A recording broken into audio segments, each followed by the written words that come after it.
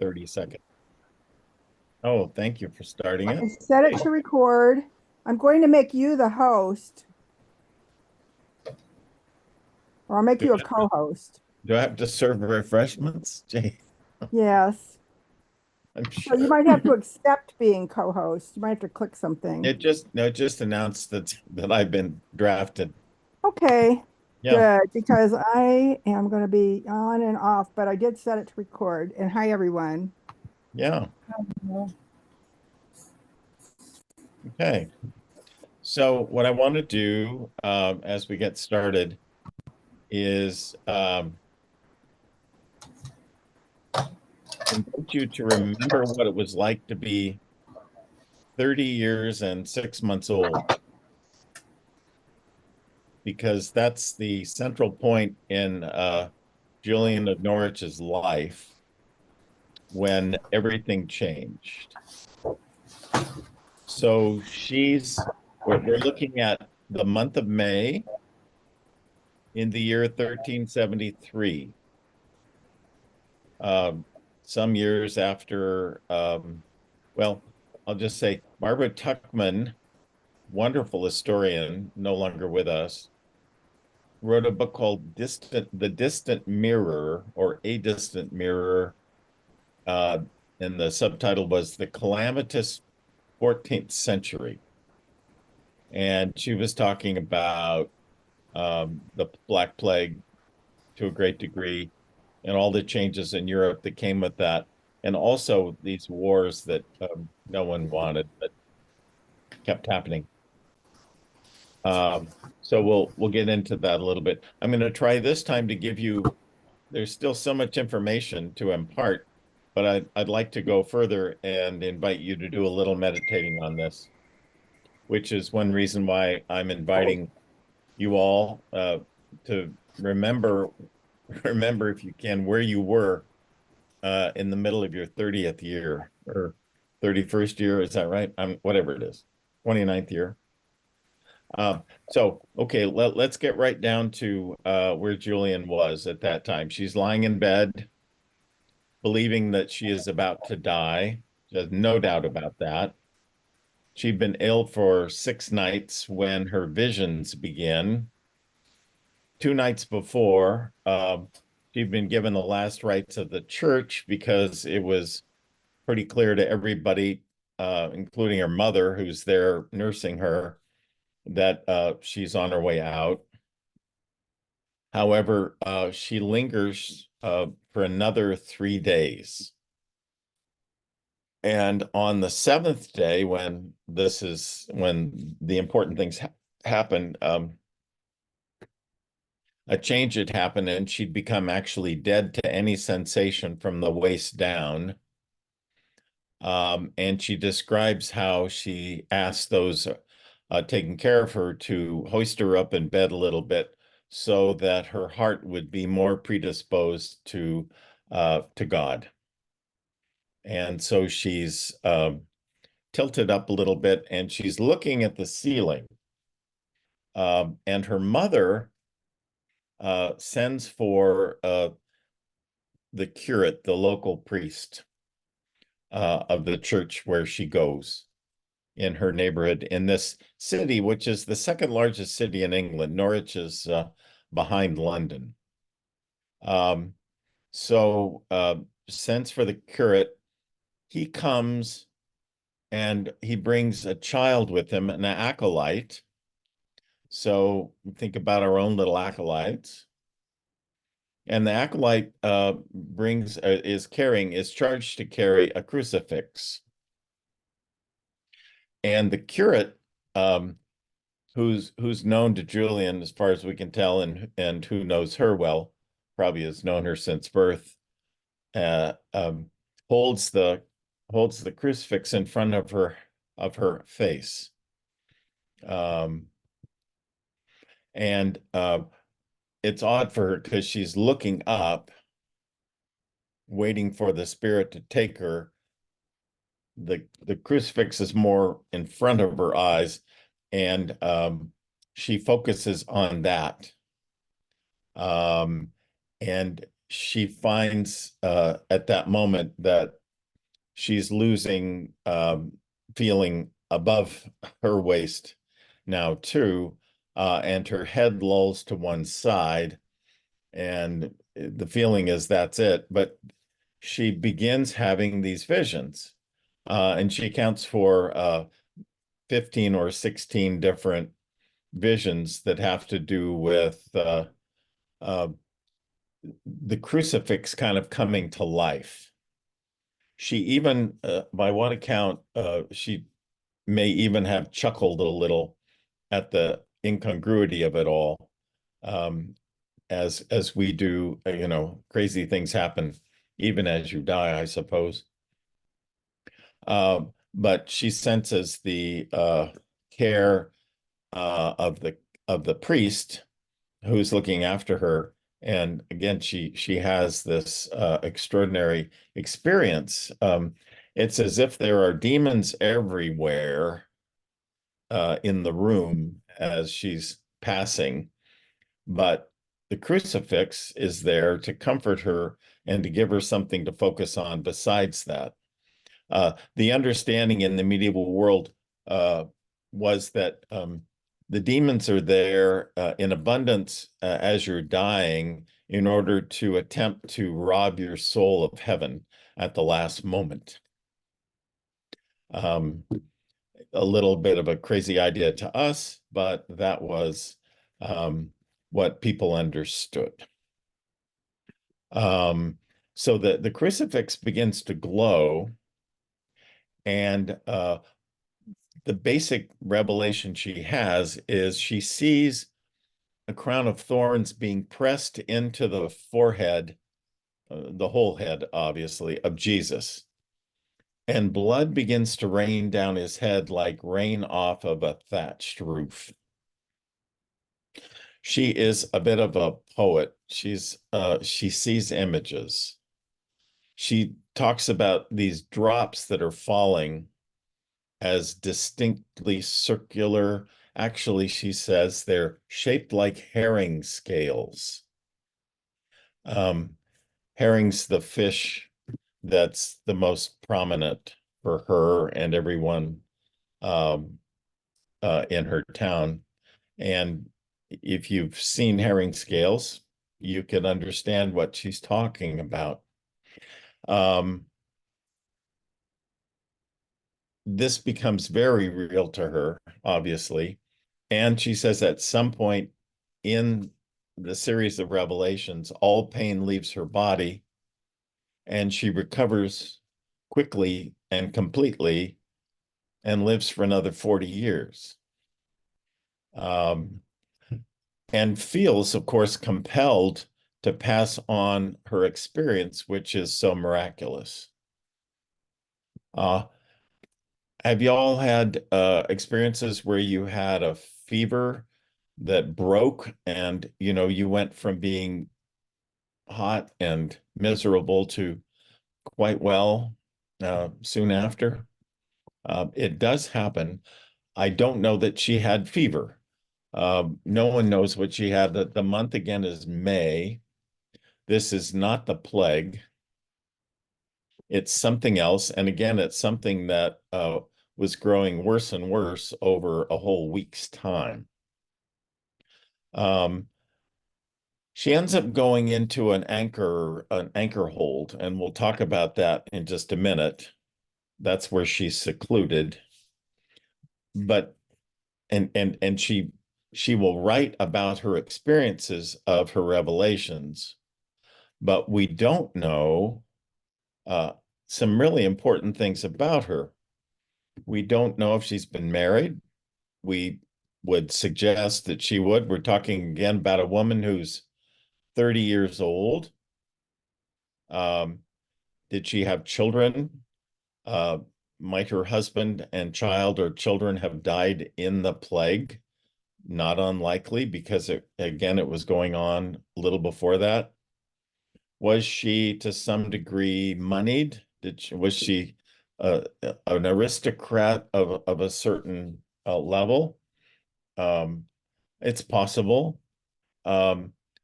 the thing is, if you read about the effect of the plague on Europe, we're talking about a third to half of Europe dying of this thing.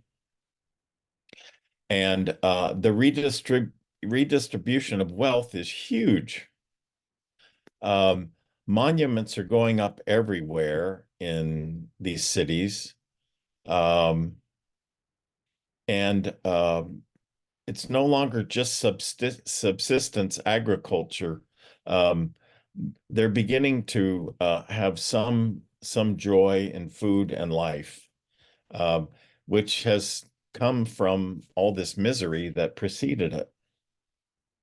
Anyway, so the reason we're even talking about Julian is that she wrote down the details of her revelations, which she calls showings. And they're in two forms. One is in a short text. And then later, probably when she was in the anchor hold, she kept 80% of what she'd written in the first text and added thoughts that she meditated on probably for years into what's called the long text. And the long text is considered the first book written in English by a woman. And this is highly significant. Um, one thing that's unique about her writing is that it all seems to come from her voice, her singular voice. And that's odd because so many female authors have had their voices co-opted by male scribes who shape the stories of these women who have had experiences worth writing down. Hers seems to come from her alone. And it's important for me to kind of talk about the pressures that she was under in passing along this account, because she knows that she can easily be accused of being a teacher, and woe to women who teach. This is something that was true in the Catholic time and in the pre-Reformation and also in the Reformation time. And she's highly aware of that. It comes through in the text. And she sort of bends over backwards to accommodate Orthodox views, at the same time making some really important points that are worth make the text all that much more meaningful to us. After getting started with it, she says, and these are her words, "But God forbid that you should say or take it that I am a teacher. For I do not mean that, nor did I ever mean that, for I am a woman, unlettered, weak, and frail." Sorry, but that's from her. "But I know very well that what I'm saying I've received through revelation from him, capital H, who is the supreme teacher. But in truth, love moves me to tell you about it, for I want God to be known and my fellow Christians to be helped, as I would wish to be myself, to the greater hating of sin and loving of God." In the middle of that, besides saying that she is weak and frail, she also said she's unlettered. That doesn't mean that she was illiterate. It probably means that she didn't know Latin, and spiritual writing was expected to come in Latin language, not in the vernacular. But that's what she used. And so not too long after this experience, we'll talk more about her visions later, but not too long after that, we believe she became an anchoress. Anchorine is a word which means to retreat or withdraw. She is someone who voluntarily was walled into a cell attached to a church, probably the north side of the church in Norwich, St. Julian's, where the English wind was most biting and coldest, and there was the least direct sunlight.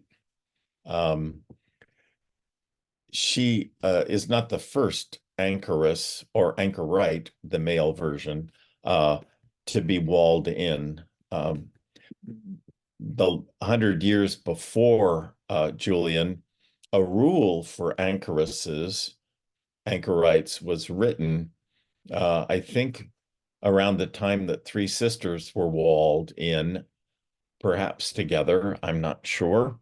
I'm just picking this up as I read.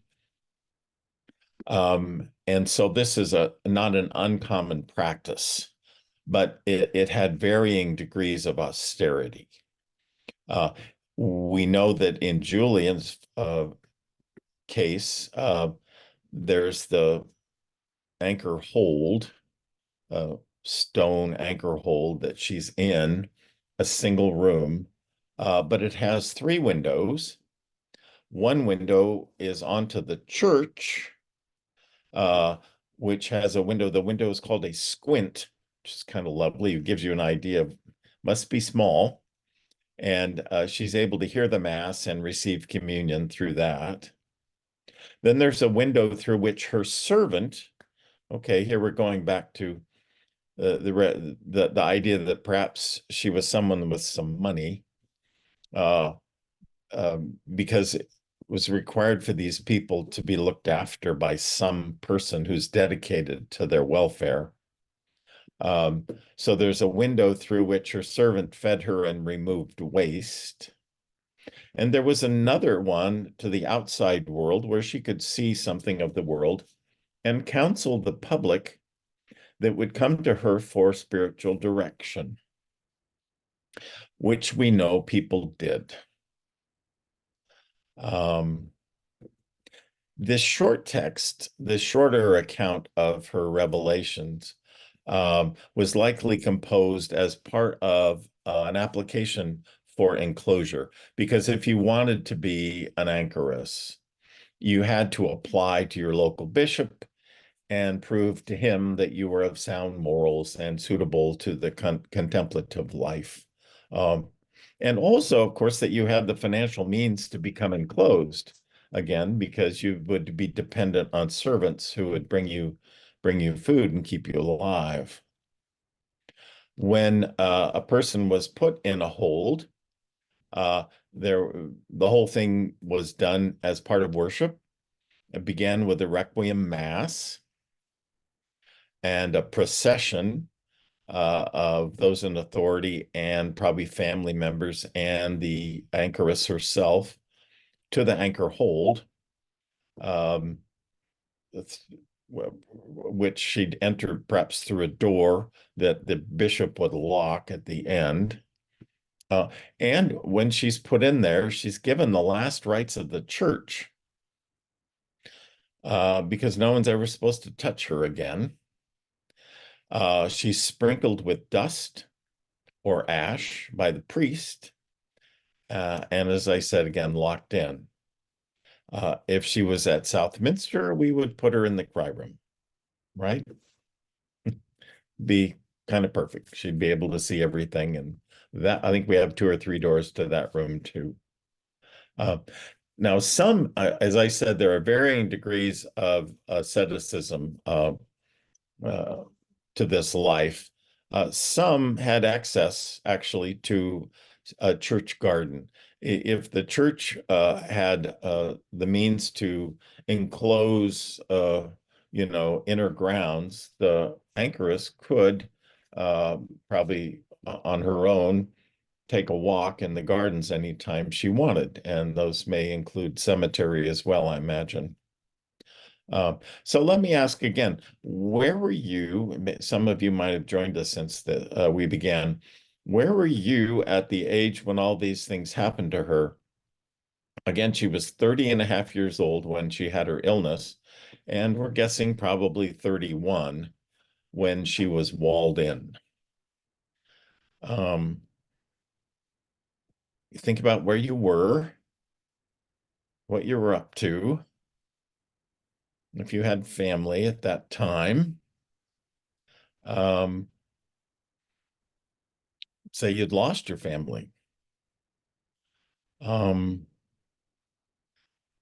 what would have happened? I mean, what would your life have been like um, had had that been a demarcation for you that was completely abrupt?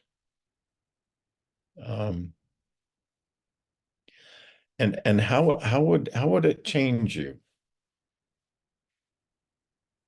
I want to, if we have time at the end of this, I'd like to make reference to the uh, real life inspiration for Robinson Crusoe, uh, who's a man named Alexander Selkirk, who actually lived, had his experience around 1700 of being uh, marooned on an island by himself.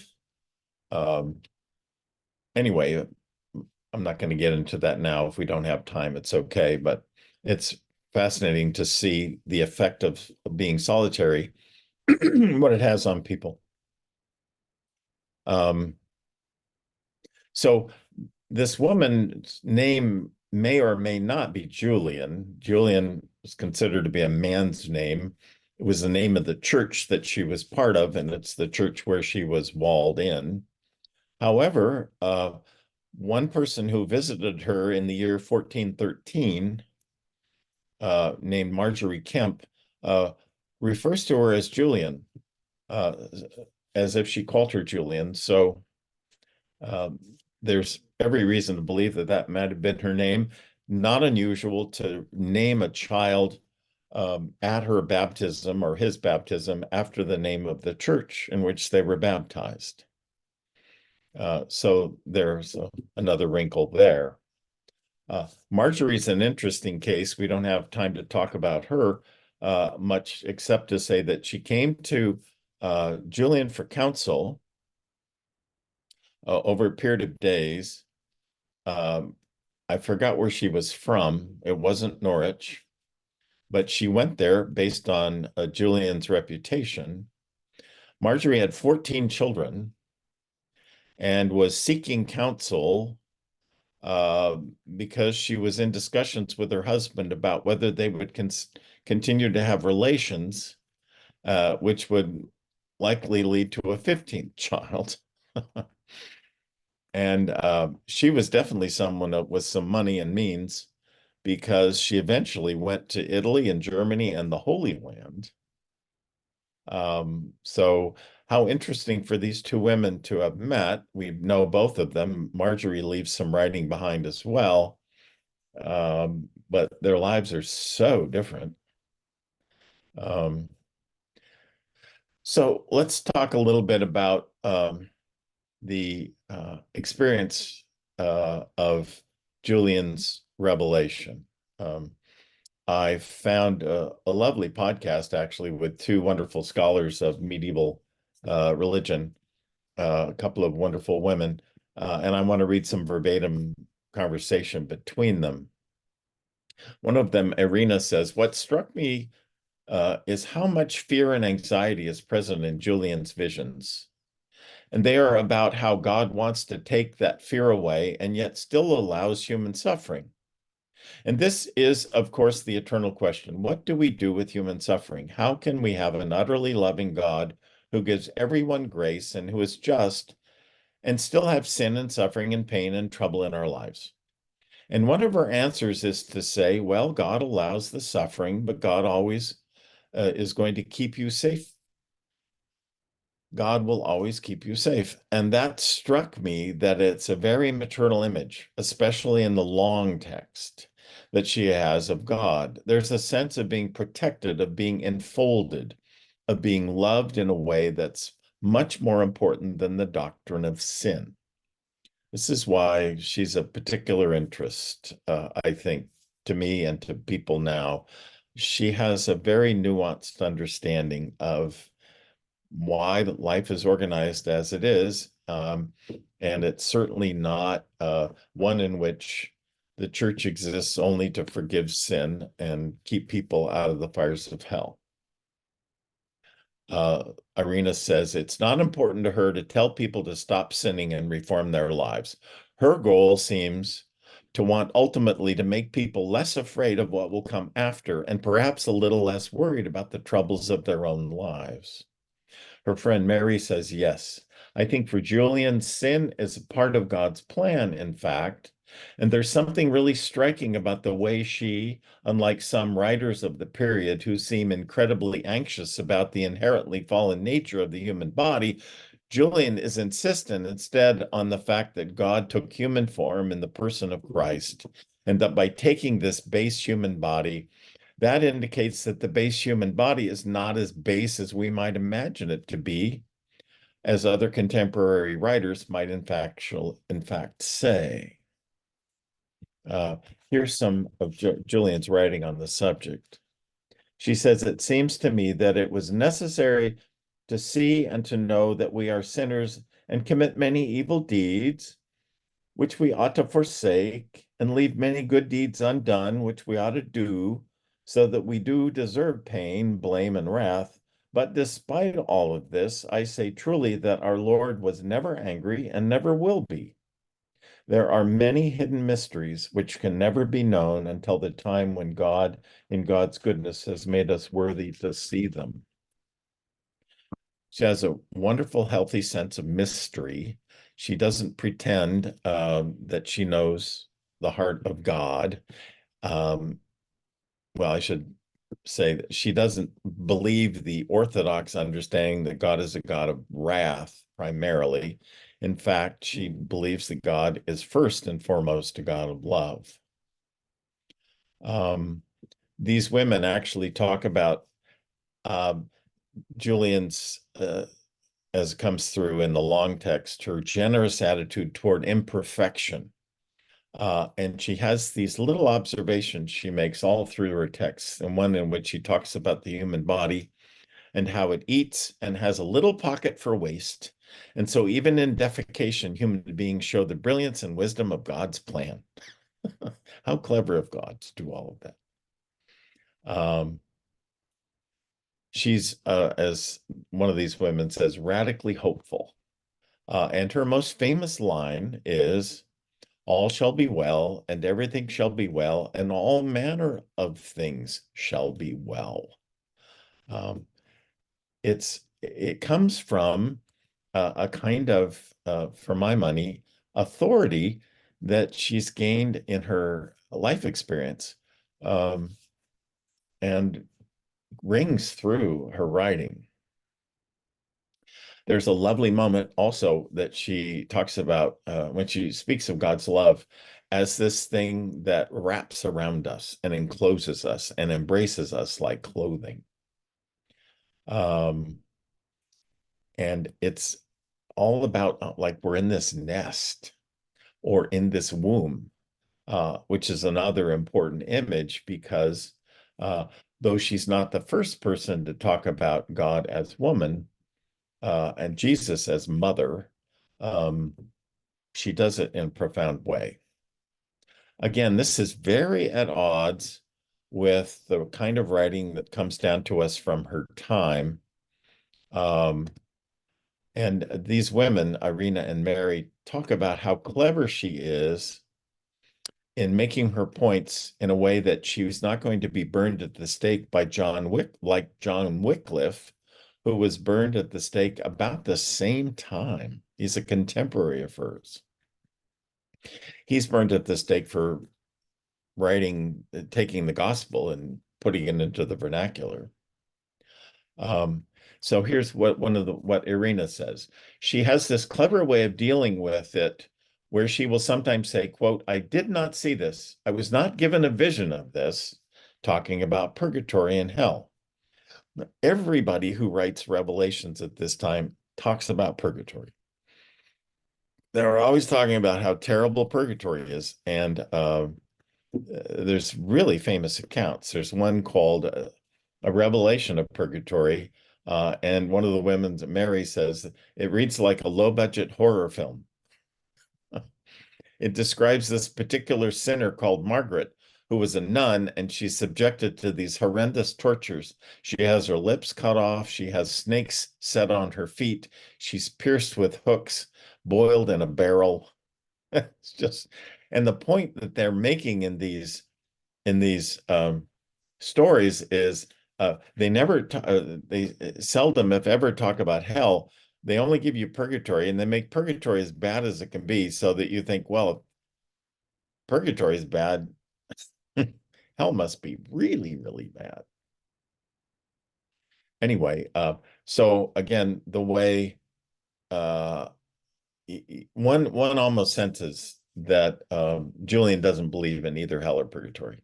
It doesn't jibe at all with her understanding of Jesus. She says she believes in them because Holy Church teaches those things, but she says God did not give me a vision of either purgatory or hell. So we're left to decide about that. And she's even more specific, as I said, about sin, saying God does not blame us for sin. And God is not the least bit angry with us for that either, which is definitely not an orthodox position. Okay. Maybe while you have a break, I just wanted Sure. to say that I put in the chat a resource, archive.org, where you can, if people aren't familiar with it, it's a place that any old documents are available for free. You can either check out books or download them to your own computer and read them at your leisure. Including this material here, huh? Yeah. Yeah. Okay, thank you very much there, Doug. Okay, where do I want to go with this? Here's something that might lead us to a little bit of meditation. She has 40 some years to meditate on her own revelations. Uh, and she's prone to images and to meditate on them.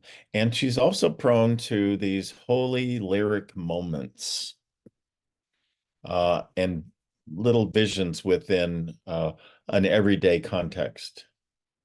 So here's what she says.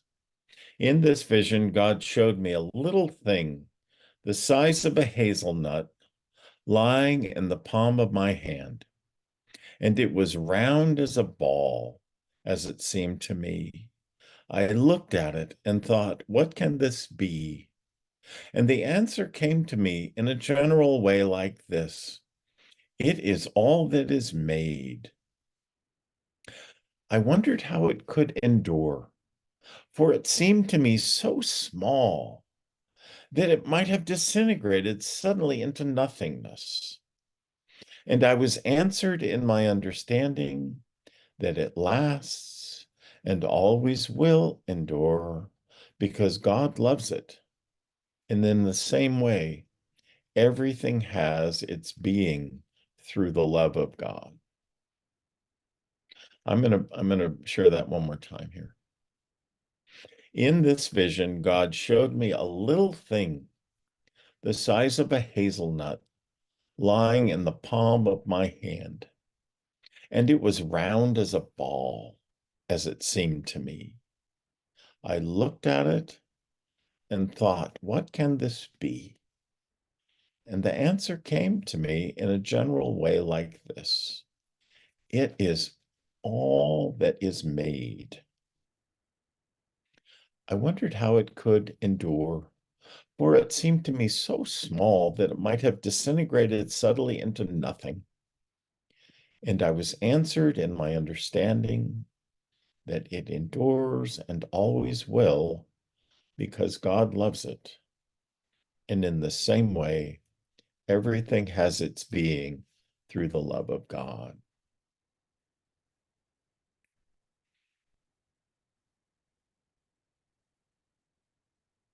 Any reflections from you on that?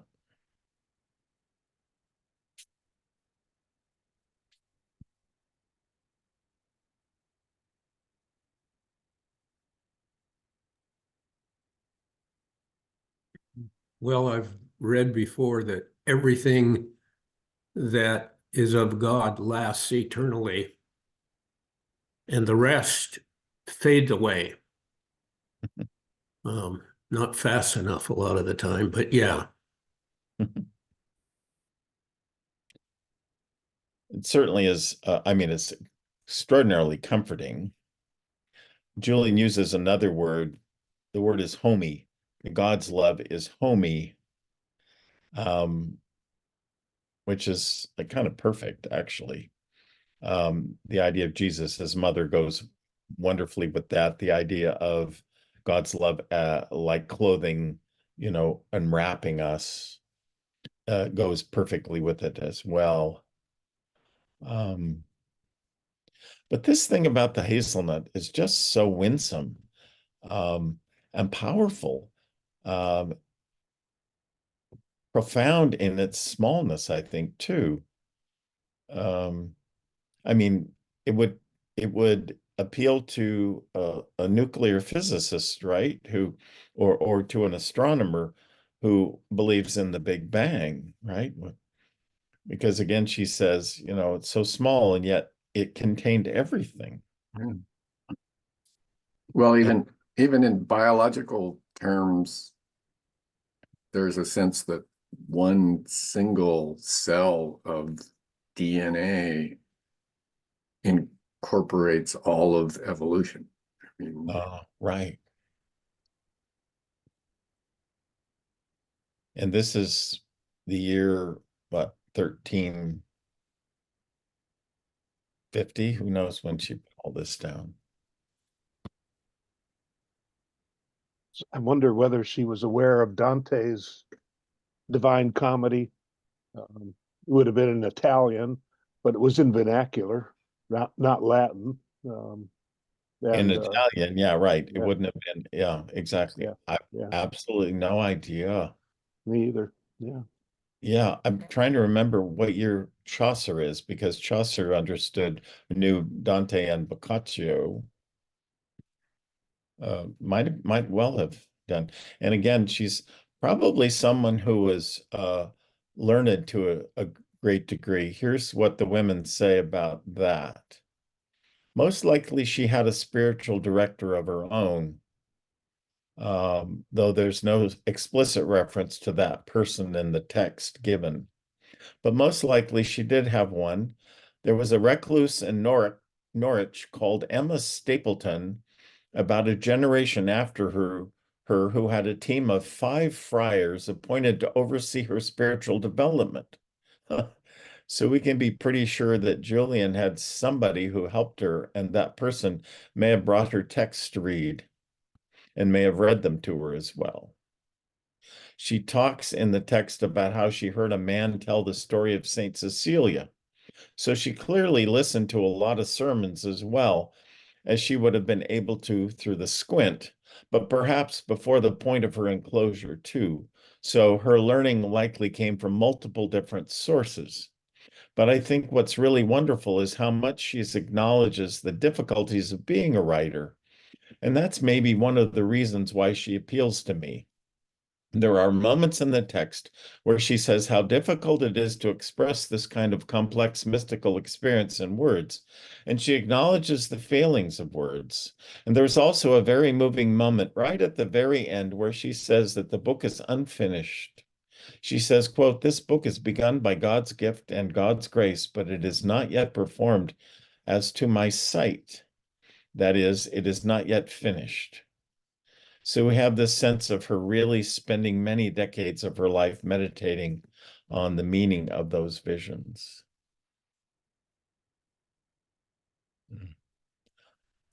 Let me say one word. Shirley, you want to unmute?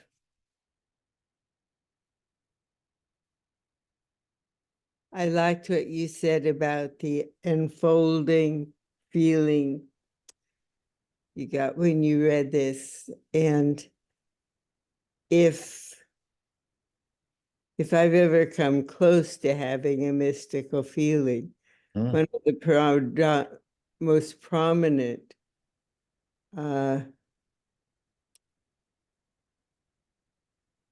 characteristics of it was that I felt like you do in the hospital when they cover you with a warm blanket that's been heated.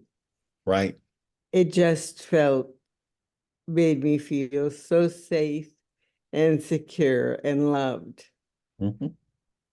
And it's happened only a couple of times, but they are moments of my life that I'll never forget. That's mystical Yep. in a wonderful sense.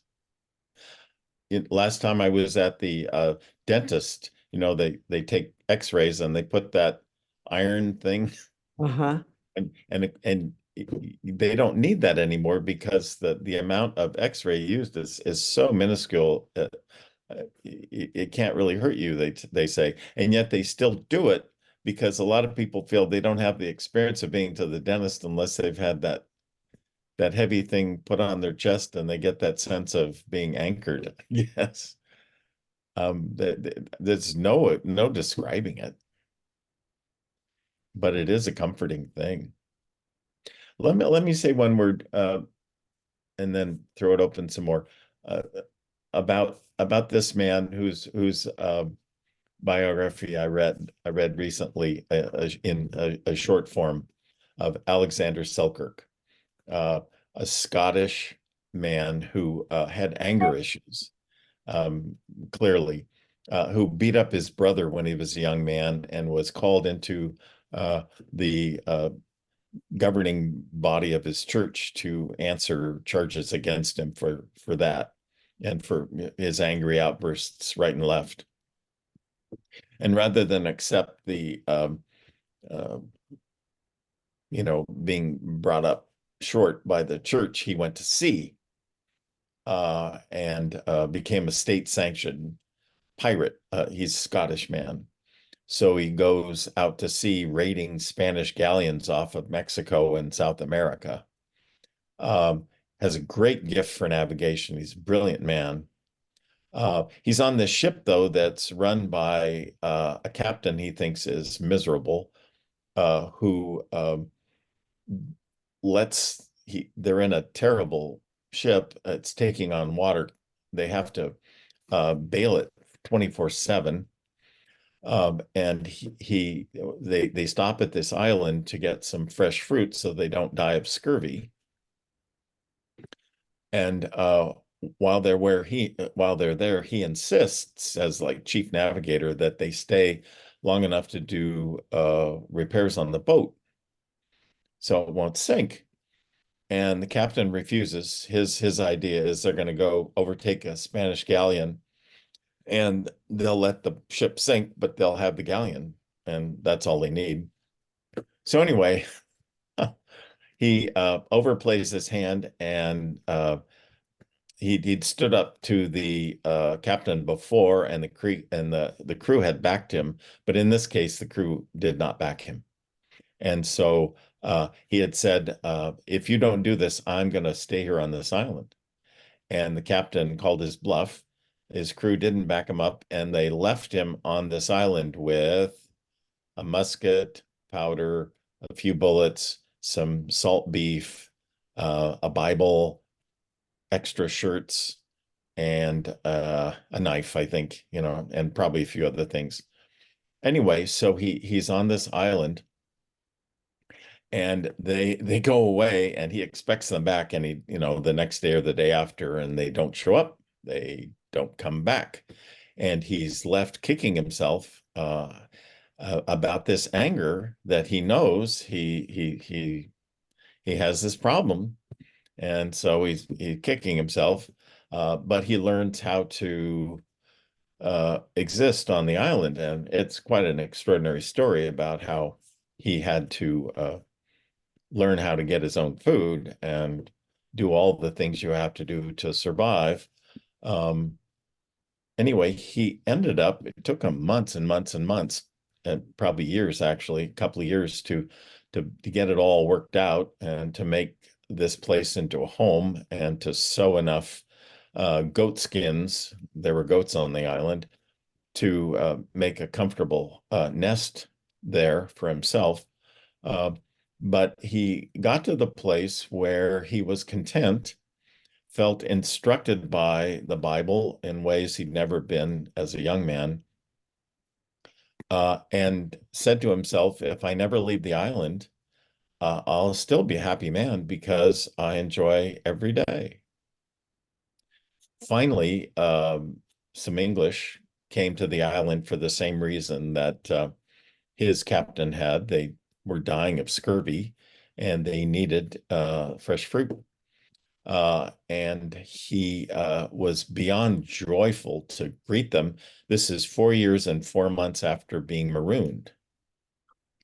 So he he tries to tell them how happy he is, and he can't get the syntax right, even though he's read the Bible every day. Um, you know, so he's still familiar with English, but he can't get the words right for discussion. It takes him, better part of a week to do that. Anyway, the interesting thing is he gets on, of course, they take him home eventually to England, and he meets the king who wants to see him. And the king releases a statement somehow, having visited with him, and says that pretty much what we understood before this was that anyone who was isolated the way this man was isolated would go mad. And we see here quite the contrary, that not only was he able to survive, he was able to thrive. And by his own account, Selkirk's only account, he was a much better man after the 4 years than he was before it. The line that I want to bring up to us and think of in terms of Julian's 40 years in her enclosure is that line from last week, from the desert tradition that said, stay in your cell will teach you everything. I'd like to add that the reflection that was reported last summer, that the United States has 120,000 individuals in solitary confinement. Ooh. Whoa. I mean, for people who are there because they're not well socialized, doesn't seem like a very appropriate response. 120,000. That's incredible. Yeah. Okay. I have to think about that one. Any Not a other? prison ministry. Yeah, right. Well, let me invite any questions or even more of your comments about Julian. Some of you probably were, familiar with her before this.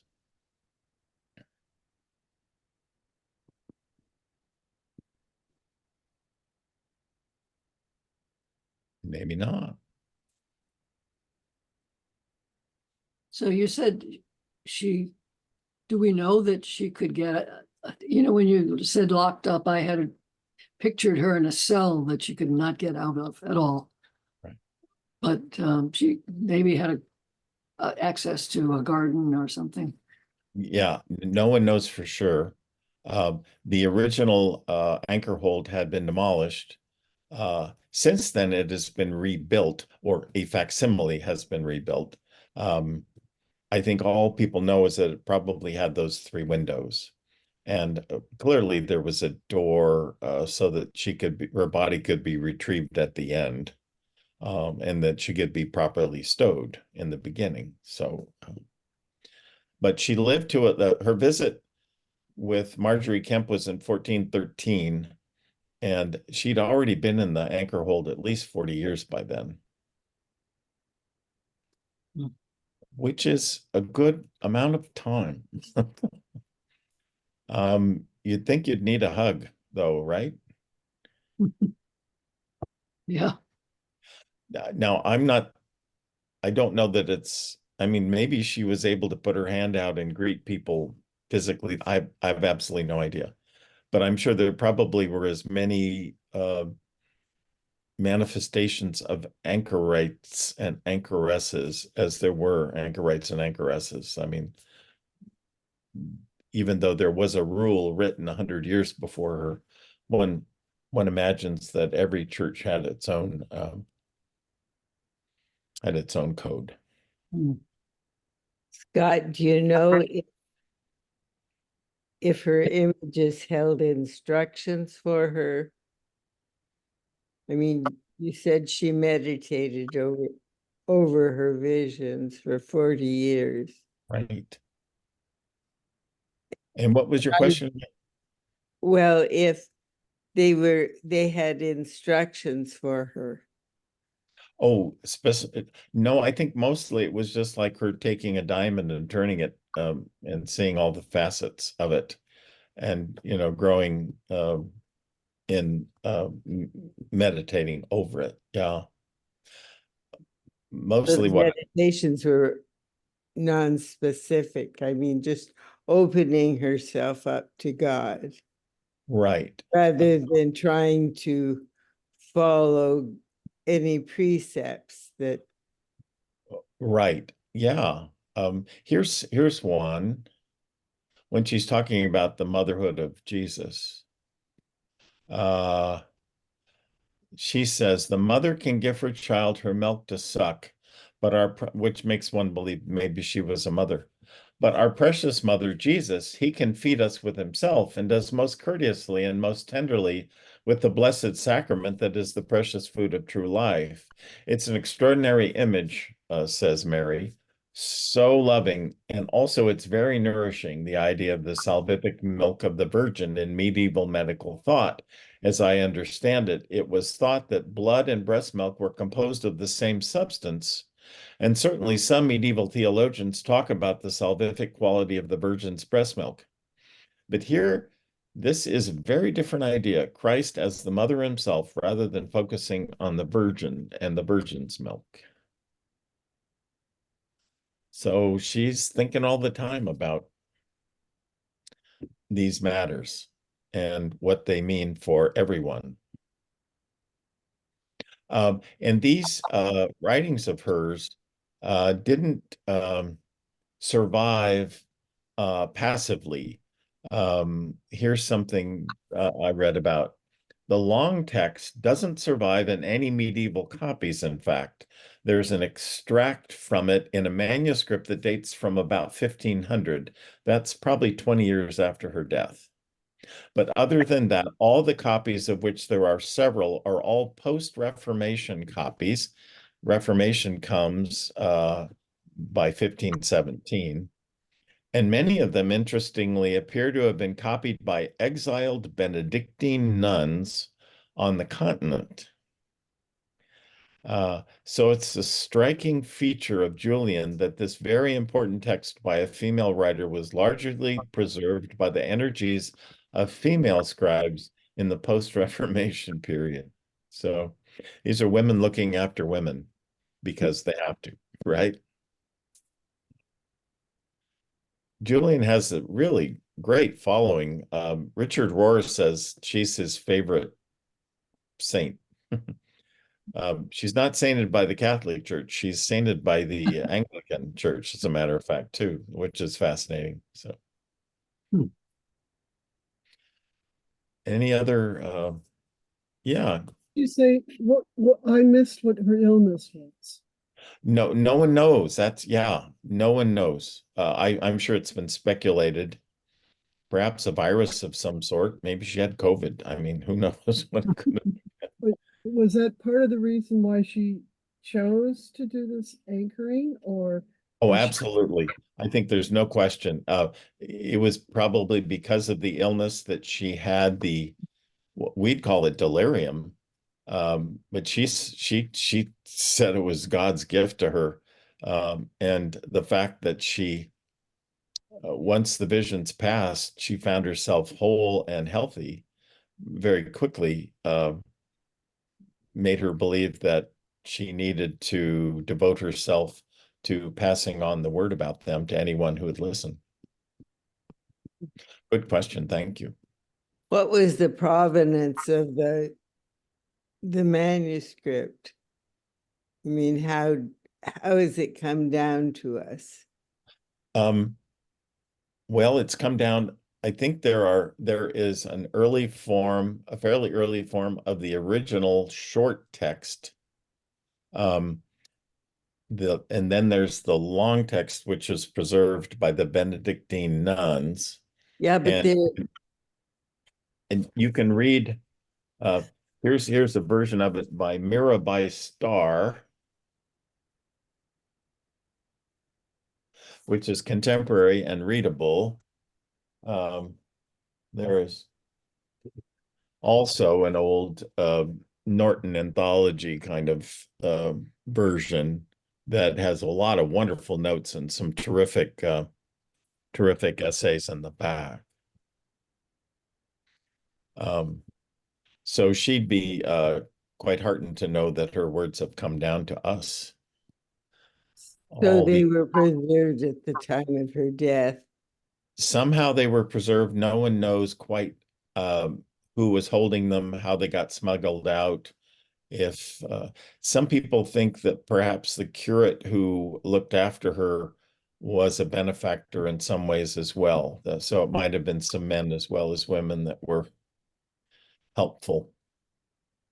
And does she refer to the long version, or? Well, I mean, she doesn't. All we have is her words in the short text and her words in the long text. The interesting thing about the long text is it doesn't have the fear that she showed in the early text about whether she'd be accepted because she appeared as a teacher. That all disappeared. And in fact, there's no reference to her own gender in the second longer text. So it's almost like you could read it and think, and if you had the mind to think it was a male, you could think it was from a man. But again, what's so fascinating is that this is the first book written by a woman in England in our language. How's that? So she has a certain panache, right? Now, does it look like Chaucer's language, English, or It's a little easier to read Renaissance? it's easier to read than Chaucer, because it comes a bit later. But there's a lot of words that are you need a glossary. So that's true too. But as I said, I've been reading also some translations that have come after. And those, of course, you don't, unless there are notes like in the Norton, you don't know what they are. You have to trust the translator. Well, she's a couple of centuries right before the Renaissance. Right. And we have difficulty with Renaissance English as well. Right. Yeah, we're talking Shakespeare's what, 1556, something like that. Writing around 1600. Well, he dies in 1616, so he's been around for 40 some years before that. 1560 is about his date. So he's 80 years after Julian.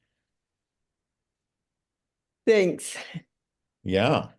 So, Scott, I had a funny thing I remembered while you were talking about the role purgatory played at that time, which is that my wife comes from a Catholic family, and her uncle, as he was getting close to death,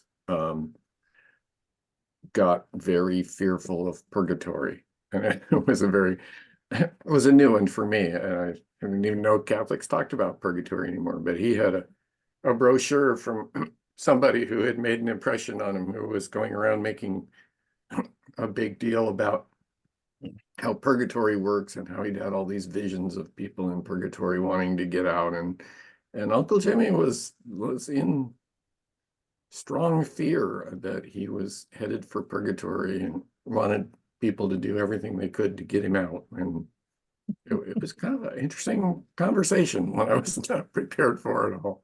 Right. Yeah, if you understand the tradition that this comes from and how fearful pictures of it were drawn, you'd understand why there was so much, why the Catholic Church made so much money to build St. Peter's in Italy, based on that fear, selling indulgences and all the other things that people use to pull the levers on the Holy Spirit or whatever it is. Eileen's popped in here. She's going to be leading us next time, talking about Francis and Claire. Before we segue to that, could I do a little contextualizing about Julian's time? Sure. If she's around at the beginning of the 1500s, Not quite. she's okay, so she's still living in the late 15th century. So Right. she's living in a time when the Catholic Church is reaching its heyday of selling indulgences and getting people out of hell by having them build cathedrals and things like that. She's in a highly, the church hierarchy is really powerful. She's living in England where Henry VIII is obsessed with producing offspring, and he destroys the Catholic Church in England about that time in order to have these various wives. And so the Catholic Church is persecuted in ways that are just incomprehensible to us at this time. So No, it's 100 years later. Henry? Yeah. Okay, because by the time that's happening, and it might be the reason that the Benedictine sisters are doing the copying, that Henry destroyed artifacts, he destroyed relics, he destroyed as many churches as he possibly could, and so that might be why we don't have the autographed copy from Julian. That could well be, I think. Yeah. Yeah. Okay, folks, we said we'd keep this to, oh, I'm willing to take another question, but we were trying to close it at an hour. So go ahead, jump in. Joanne? I was just thinking about the visions of hell and the visions of Buddhist hell and why humans want to come up with these elaborate, eternal nightmares. Even the Buddhists have hell? Oh yes, popular Buddhism. Not the original, but popular Buddhism. How interesting. Okay. Yeah. Oh, here we go. Thanks, Doug. Yeah, that'll be, meditate on that before you sleep. That's hilarious. Okay. Yeah, well, thank God for Julian. I mean, way back 1370s, she's trying to help us accept the comfort of God, which is just wonderful. I'm never going to forget the hazelnut, particularly. I think that's wonderful. And the words that all will be well and all manner of things will be well. She had a sense, I think, that we're all in good hands for eternity, and that it's not God's will that anything, not even the humblest hazelnut, will be lost. So pretty sweet. All righty. Then again, next week we get into Francis and Claire. All righty. Thank y'all for being part of this. Thank you. You're welcome. Hey, bye-bye then.